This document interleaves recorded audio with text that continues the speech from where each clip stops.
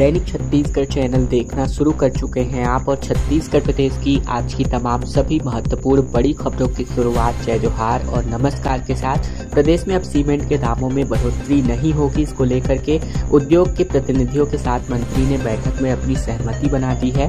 दरअसल सीमेंट उद्योग के प्रतिनिधियों के साथ उद्योग मंत्री लखनलाल देवांगन की बैठक संपन्न हुई, जिसमें सीमेंट के दाम नहीं बढ़ने को लेकर सहमति बनाई गई है। उद्योग मंत्री के साथ हुई इस बैठक में बढ़ी हुई कीमतें वापस लेने पर सहमति बन गई है। सीमेंट के दाम बिना सरकार के बातचीत के बगैर अब नहीं बढ़ाए जाएंगे। अगर बढ़ेगा भाव तो कार्यवाही करने की बात कही गई है और अब पुनारे रेट में सीमेंट के दाम मिलने वाले हैं, जो जिस रेट में सीमेंट अभी तक उपलब्ध होता था। मामले की जानकारी देते हुए उद्योग मंत्री लखनलाल देवांगन ने बताया कि कुछ दिन पहले ही सीमेंट का भाव बढ़ा दिया गया था। तो वही इस मामले को लेकर सीएम विष्णुदेव साय ने संज्ञान लेते हुए तत्काल सीमेंट उद्योग के प्रतिनिधियों से बातचीत करके दाम कम करवाने के लिए निर्देश दिया गया था। मंत्री लखनलाल देवांगन ने बताया कि सीमेंट उद्योग से जुड़े प्रतिनिधि और डायरेक्टर के साथ ही एक बैठक हुई थी, जिसमें सीमेंट के दाम न बढ़ाने पर सहमति बनी हुई है। छत्तीसगढ़ में हाथियों का उत्पात जारी है। धान की फसलें इन्होंने रौंदी। रायगढ़ में 94 तो वहीं कोरबा में 48 हाथी अभी फिलहाल घूम रहे हैं। चिंघाड़ से पूरे आसपास के गांव में भय का माहौल नजर आ रहा है। छत्तीसगढ़ के हाथियों का दल उत्पात जारी है, जहां रायगढ़ में तकरीबन 94 हाथी आपस दल में घूम रहे हैं। वहीं मंगलवार रात हाथियों ने धर्मजयगढ़ वन मंडल क्षेत्र के 22 किसानों की फसलों को रौंदकर बर्बाद किया है।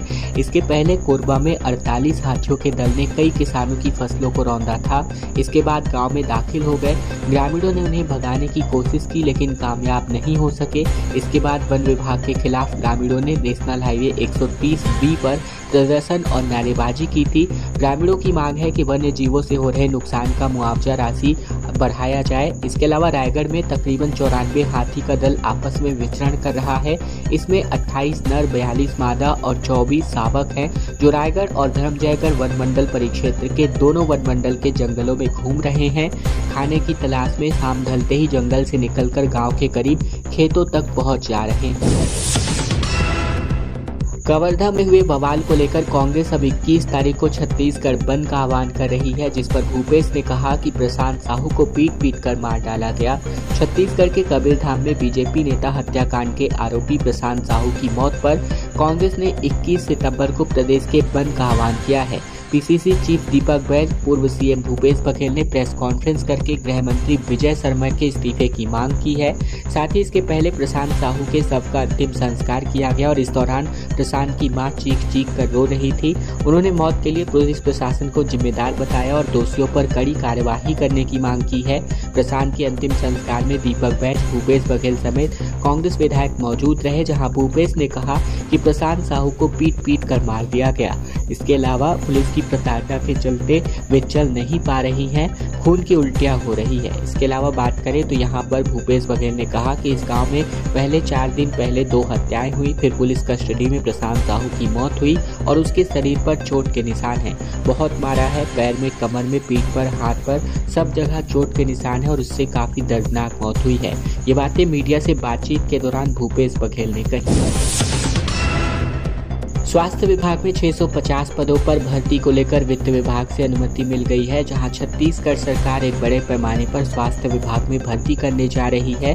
सीएम विष्णुदेव साय के निर्देश पर वित्त मंत्री ने स्वास्थ्य विभाग में तकरीबन 650 पदों पर भर्ती को मंजूरी दे दी है। इसके अलावा इस संबंध में वित्त विभाग की ओर से स्वास्थ्य विभाग को पत्र जारी कर दिया गया है। इसके पहले वित्त विभाग ने छत्तीसगढ़ पुलिस में थोक के भाव में मंजूरी देती थी पुलिस के विभाग में। इसके अलावा साथ ही बात करें तो वित्त मंत्री ओपी चौधरी ने बताया कि वित्त विभाग द्वारा स्वास्थ्य विभाग को स्टाफ नर्स, टेक्नीशियन और ग्रामीण स्वास्थ्य संयोजक, ड्रेसर, वार्ड बॉय, वार्ड आया इत्यादि के कुल 650 पदों पर भर्ती के लिए अनुमति दी गई है। स्वास्थ्य मंत्री श्याम बिहारी जायसवाल ने कहा कि अस्पतालों में स्वास्थ्य कर्मी भर्ती के लिए विज्ञापन जारी करके उक्त पदों की भर्ती की जाएगी। वित्त विभाग द्वारा स्टाफ नर्स के 225, साइकेट्रिक के नर्स के तकरीबन 5, ओटी टेक्नीशियन के 15, डेंटल टेक्नीशियन के 5, ग्रामीण स्वास्थ्य संयोजक पुरुष एवं महिला के 100, जबकि सहायक ग्रेड 3 एवं फार्मासिस्ट ग्रेड 2 के 25, जबकि ड्रेसर ग्रेड 1 के 50 और वार्ड बॉय एवं वार्ड आया के 50 और इस प्रकार कुल मिलाकर 650 पदों पर भर्ती की अनुमति स्वास्थ्य विभाग को दी गई है। कोंटा में हुए सामूहिक हत्याकांड के खिलाफ अब 2 तांत्रिक समेत कुल 7 लोगों की गिरफ्तारी हुई है और अभी तक 17 आरोपियों को पुलिस पहले ही जेल भेज चुकी है। छत्तीसगढ़ के कोंटा के इतकल गांव में हुए सामूहिक हत्याकांड मामले में पुलिस ने एक और बड़ी कार्यवाही की है। इस घटना में शामिल 7 लोगों को पुलिस ने अपनी हिरासत में लिया है। हिरासत में आंध्र प्रदेश और ओडिशा के तांत्रिक भी शामिल है और इस मामले में पुलिस ने कुल 17 आरोपियों को पहले ही जेल में दाखिल कर दिया है।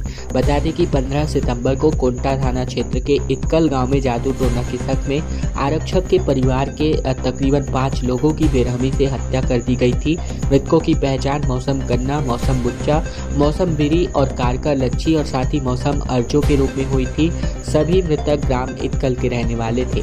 इस मामले में त्वरित कार्यवाही करते हुए पुलिस ने घटना में शामिल 5 आरोपितों को तुरंत गिरफ्तार किया, जिनमें से सबलम राजेश, सबलम हिलसा, साथ ही कावरम सत्यम, इसके अलावा कुंजाम मुकेश और पोडियम एंका शामिल है। सभी गिरफ्तार आरोपी गांव के ही निवासी हैं। घटना के संबंध में थाना कोंटा में अग्रिम अवैधानिक कार्यवाही अभी तक की जा रही है। बालोद के बगदाई गांव में डायरिया फैला हुआ है, जहां 55 लोग बीमार हैं। स्वास्थ्य विभाग ने यहां गांव में ही कैंप लगाया हुआ है। बाढ़ के बाद गंदा पानी पीने की वजह से इनके हालात बिगड़े हुए हैं। छत्तीसगढ़ के बालोद जिले के गुरूर ब्लॉक के गांव बगदाई में डायरिया फैल गया है। गांव में बाढ़ के कारण पेयजल वाले पाइपलाइन में गंदा पानी चला गया था और इसके कारण उल्टी दस्त की शिकायत हुई, जिसके बाद डायरिया के मामले सामने आने लगे हैं। विकासखंड चिकित्सा अधिकारी सुनील भारती ने बताया कि एक दिन पहले 8 मरीज मिले थे और इसके बाद ये आंकड़ा 55 तक जा पहुंचा है। इसके बाद स्वास्थ्य विभाग ने गांव में हेल्थ चेकअप कैंप लगाया। गंभीर रूप से पीड़ित लोगों को सामुदायिक स्वास्थ्य केंद्र रेफर किया गया। डॉक्टरों के मुताबिक गांव में बाढ़ आई थी और पाइपलाइन फटी हुई थी और इसके माध्यम से बाढ़ का गंदा पानी टंकी में चला गया, जिसका शुद्धिकरण नहीं हो पाया था और इसके कारण डायरिया फैलने की बात सामने आई है। पानी को लैब टेस्टिंग के लिए भेजा गया था और उसके बाद से शुद्धिकरण कर लिया गया है। उन्होंने कहा कि यदि पानी गंदा हो तो उबाल कर पीना चाहिए। इसके अलावा सरपंच नीलेश्वरी साहू ने बताया कि जब 2 दिन पहले डायरिया की शिकायत आई थी तो पानी का सैंपल पीएचई विभाग को भेजा गया था, जिसके बाद जांच रिपोर्ट में दूषित पानी के कारण डायरिया फैला होने की बात यह सामने आई है। कांग्रेस छत्तीसगढ़ में जन आंदोलन की तैयारी में है, जहां केसकाल घाट की समस्या को लेकर पूर्व मंत्री मोहन मरकाम ने ये बातें प्रेस कॉन्फ्रेंस में साझा करी हैं। बस्तर की लाइफलाइन कहे जाने वाली राष्ट्रीय राजमार्ग 30 पर पड़ने वाले केसकाल घाट की बद से बदतर स्थिति को देखते हुए एक बार फिर से इसके लिए आंदोलन की तैयारी में कांग्रेस लगी हुई है। इसकी जानकारी, इसकी तैयारी कार्य योजना को लेकर गुरुवार को दोपहर केसकाल के टाटमारी में जिले भर के कांग्रेस पदाधिकारी एकत्रित हुए। इसी के साथ ही आंदोलन की रूपरेखा तैयार करके बैठक में शामिल पूर्व मंत्री मोहन मरकाम ने कहा कि डबल इंजन की सरकार होने के बाद भी इस सड़क का कायाकल्प नहीं हो पा रहा है, जिसको लेकर 24 सितंबर से जन आंदोलन पूरी तरह से कांग्रेस करने वाली है। राजधानी रायपुर से अब बस्तर को सीधे जोड़ने वाली एकमात्र सड़क मार्ग बस्तर की लाइफलाइन केसकाल घाट की जर्जर स्थिति को देखकर आम जनता की हो रही परेशानियों को लेकर कांग्रेस पार्टी मैदान में उतरने की योजना बना रही है। ज्ञात हो कि छत्तीसगढ़ प्रदेश कांग्रेस कमेटी के निर्देश पर जिला कांग्रेस कमेटी की एक महत्वपूर्ण बैठक हुई थी, जिसमें केसकाल नगर पंचायत विश्रामपुरी मार्ग के जर्जर स्थिति को देखते हुए 24 सितंबर से 1 दिवसीय विशाल धरना प्रदर्शन जन आंदोलन की रणनीति तैयार की गई है। दुर्ग विशाखापट्टनम वंदे भारत एक्सप्रेस ट्रेन आज से नियमित रूप से चलने वाली है, जिसमें दुर्ग विशाखापट्टनम से लेकर एक बार फिर दुर्ग वंदे भारत रिजर्वेशन की बुकिंग शुरू हो चुकी है। छत्तीसगढ़ में प्रधानमंत्री नरेंद्र मोदी ने सोमवार को Raipur Durg Visakhapatnam Vande Bharat special express Raipur station से वीडियो कॉन्फ्रेंसिंग के माध्यम से हरी झंडी दिखाकर शुभारंभ किया था, जहां 20 सितंबर से यानी आज से इसका नियमित परिचालन शुरू हो रहा है। ट्रेन सप्ताह में 6 दिन यानी गुरुवार को छोड़कर दोनों छोर से संचालित करी जाएगी और इस खंड स्तर पर चलने वाली अन्य ट्रेनें दुर्ग से विशाखापट्टनम के बीच की दूरी को लगभग 11 घंटे में तय करती है। दुर्ग से लेकर विशाखापट्टनम वंदे भारत दुर्ग और विशाखापट्टनम के बीच की दूरी को 8 घंटे में तय करेगी और जिससे लगभग 3 घंटे समय की बचत होने वाली है। मुख्यमंत्री के जनदर्शन कार्यक्रम में सीजीपीएससी के कैंडिडेट्स मुख्यमंत्री से मिलने पहुंचे, जहां सरकारी भर्तियों में आयु सीमा बढ़ाने की मांग को लेकर मुख्यमंत्री ने कहा कि 2028 तक 5 साल की छूट है। रायपुर स्थित मुख्यमंत्री आवास पर गुरुवार को सीएम जनदर्शन कार्यक्रम का आयोजन किया गया, जिसमें CGPSC candidate CM Vishnudeo Sai से मिलने पहुंचे।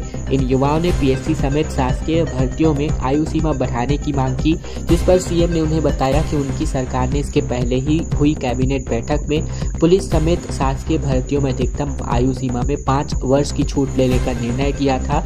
इसके अंतर्गत अभ्यर्थियों को 31 दिसंबर 2028 तक आयु सीमा में 5 साल की छूट का फायदा यहां मिलने वाला है। सरायपाली के रहने वाले अनुज सिंह ने बताया कि उन्होंने बीटेक की पढ़ाई के लिए शिक्षा लोन लिया था और यहां पर इनके इस वजह से शिक्षा ऋण यहां नहीं चुका पा रहे थे और अब उनसे बैंक शिक्षा ऋण की राशि वसूलने की प्रक्रिया अपना रहा था, जिस पर सीएम साय ने उनके मदद के लिए आगे आए। इसके अलावा बात करें तो दुर्ग जिले के रहने वाले ग्राम खमरिया के नीलकंठ विशाल को जनदर्शन में मुख्यमंत्री विष्णुदेव साय के निर्देश पर मशीन यानी श्रवण यंत्र दिया गया। इसके अलावा जसपुर से आई दृष्टिबाधित रूप वर्षा को पढ़ने में आ रही दिक्कत की वजह से उन्हें ऑर्बिट रीडर यंत्र मांगा गया, जिसकी सहायता इन्होंने की। इसके अलावा दिव्यांगों में व्हील चेयर का और साथ ही वॉकर यहाँ पर मुख्यमंत्री के द्वारा दिया गया। दिव्यांग कलाकारों को भी यहाँ पर अपनी मदद सरकार की ओर से किया गया। साथ ही कैंसर पीड़ित को भी आर्थिक सहायता राशि दी गई। तो ये बीते दिन के मुख्यमंत्री के जनदर्शन कार्यक्रम के कुछ महत्वपूर्ण बिंदु निकलकर सामने आ रहे हैं। छत्तीसगढ़ में राहुल गांधी पर एफआईआर दर्ज हो गई है, जिस पर भाजपा ने कहा कि सिख समुदाय के लोगों की भावनाएं आहत हुई हैं। 5 संभागों में शिकायत लेकर थाने कार्यकर्ता पहुंच गए और थाने का घेराव भी करते हुए नजर आए। दरअसल छत्तीसगढ़ में रायपुर के सिविल लाइंस थाने में कांग्रेस नेता राहुल गांधी पर एफआईआर दर्ज कर दी गई, जहां गुरुवार को प्रदेश के सभी 5 संभाग में भारतीय जनता पार्टी के नेताओं ने थाने का घेराव किया।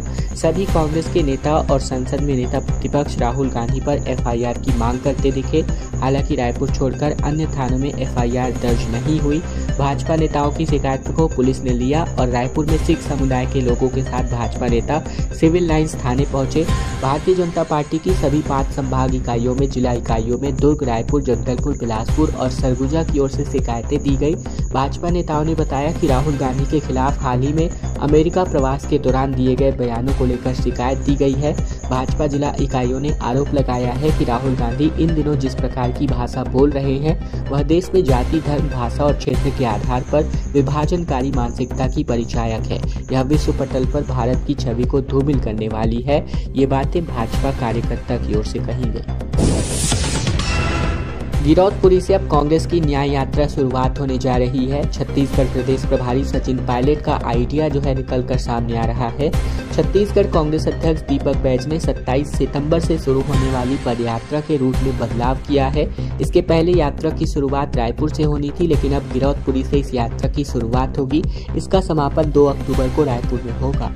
बदलाव के पीछे प्रदेश प्रभारी सचिन पायलट की राय है। दरअसल बलौदाबाजार में हुई हिंसा मामले में भिलाई विधायक देवेंद्र यादव और पार्टी नेताओं को गिरफ्तार किया गया है। देवेंद्र यादव को पिछले 1 महीने से ज्यादा के समय से जेल में बंद किया गया है। कांग्रेस प्रदेश प्रभारी सचिन पायलट सोमवार को छत्तीसगढ़ के दौरे पर थे, जिस पर उन्होंने राजीव भवन में दिन भर पार्टी नेताओं की बैठक ली थी और इस दौरान दीपक बैज ने उन्हें यात्रा की जानकारी भी दी थी। यह भी बताया था कि यात्रा रायपुर से शुरू होगी और गिरौदपुरी में समापन होगा। इसके बाद पायलट ने कहा कि बलौदाबाजार घटना की शुरुआत गिरौदपुरी से हुई थी और ऐसे में इस यात्रा की शुरुआत भी वहीं से की जानी चाहिए। इसके बाद यात्रा का फाइनल रूट तैयार करने में टीम लग गई है। रूट में यह भी शामिल किया जा रहा है कि यात्रा का स्टॉपेज कहां पर होगा। घटना के 3 साल बाद भी खोडरी कोटगाड़ चौकी नहीं बन पाया है, जिसको लेकर जीपीएम ग्रामीणों में समस्या जस की तस बनी हुई है। छत्तीसगढ़ के गौरेला पिंडरा मरवाही जिले में कोटगाड़ और सिवनी चौकी खोलने की घोषणा लगभग 3 साल पहले हो गई थी, लेकिन इसे धरातल पर अब तक मूर्त रूप नहीं दिया गया है। अब तक कागजी घोड़े ही दौड़ाए जा रहे हैं। गौरेला थाना से अलग होकर खोटरी, मरवाही से सिवनी और पिंडरा से कोटगाड़ चौकी बनाए जाने की घोषणा तो हुई, लेकिन आज तक इसकी शुरुआत नहीं हो पाई है, जिससे लोगों में नाराजगी और हताशा भी है। कुछ महीने पहले जब इन चौकियों के क्षेत्र का परिसीमन भी किया गया था और इसके बाद भी पूरी योजना अभी तक ठंडे बस्ते में चली गई है। ग्रामीणों की समस्याएं जस की तस बनी हुई है, खासकर बस्ती बगरा, क्योंकि यहाँ कोई भी इमरजेंसी या कोई घटना हो जाती है तो पुलिस को भी घटनास्थल तक पहुँचने में काफ़ी समय लग जाता है। थाना हो या फिर चौकी संचालित होने से इस क्षेत्र के लोगों को काफ़ी हद तक सहूलियत मिल सकती है। वहीं इस मामले में जिले के एडिशनल एसपी ओम चंदेल ने जानकारी देते बताया कि जिले में 3 पुलिस चौकी प्रस्तावित है, जिसके लिए कलेक्टर और एसपी के द्वारा जमीन का चिन्हांकन किया जा चुका है, लेकिन आवंटन की प्रक्रिया अब तक पूर्ण नहीं हो पाई है। छत्तीसगढ़ में सिक्योरिटी गार्ड, कंप्यूटर ऑपरेटर के समेत तकरीबन 501 पदों पर भर्तियां निकाली गई हैं, जहां सुकमा में 23 सितंबर को इस प्लेसमेंट कैंप का आयोजन होगा। छत्तीसगढ़ के सुकमा जिले में security guard, security supervisor, computer operator जैसे 501 पदों पर सीधी भर्ती होगी और इसके लिए 23 सितंबर को सुकमा के जिला रोजगार और स्वरोजगार मार्गदर्शन केंद्र में प्लेसमेंट कैंप आयोजित किया जा रहा है। इन अलग अलग पदों के लिए 18 से 35 साल तक के युवा अपनी भर्ती के लिए आवेदन कर सकते हैं। साथ ही हैदराबाद के निजी क्षेत्र के नियोजक कपस्टोन फैसिलिटी मैनेजमेंट प्राइवेट लिमिटेड के द्वारा छत्तीसगढ़ हैदराबाद में अक्षत आर्ट्स नाग कॉम्प्लेक्स प्लेसमेंट कैंप आयोजित कर रही है। इसमें नेशनल हाईवे 30 सुकमा में कार्य करने के लिए security guard, security supervisor, training recruitment officer और कंप्यूटर ऑपरेटर के पदों पर भर्ती होने वाली है।